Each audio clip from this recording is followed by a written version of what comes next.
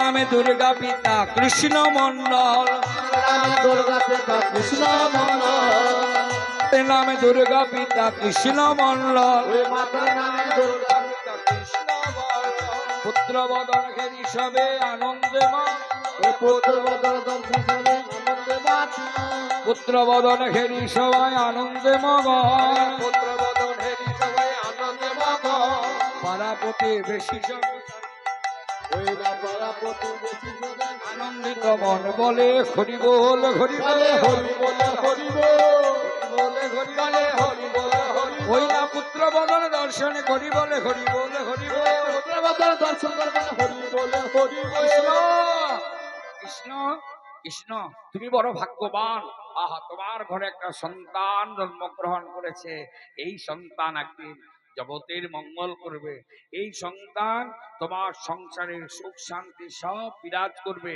এই সন্তান তোমার মুখ উজ্জ্বল করবে। কৃষ্ণ পিতা মাতার স্নেহের ছত্র ছায়ায় ওই ছোট্ট ছেলেটির নাম রাখলেন দুঃখী কৃষ্ণ। দুঃখী ছোট ছেলের নাম দুঃখী, আস্তে আস্তে দুঃখী বড় হতে থাকে। শুনুন গল্পটা কত সুন্দর। সব দেহ কিন্তু সংসার সেবায় লাগে না, মনে রাখবেন। কিছু কিছু দেহ আসে যেগুলো ভগবানের সেবায় লাগে, যেমন ভগবানের সেবায় বলতে তারা সংসার সেবায় লাগে না। চৈতন্য মহাপ্রভু যেমন ভগবানের সেবায় এসে লাগে।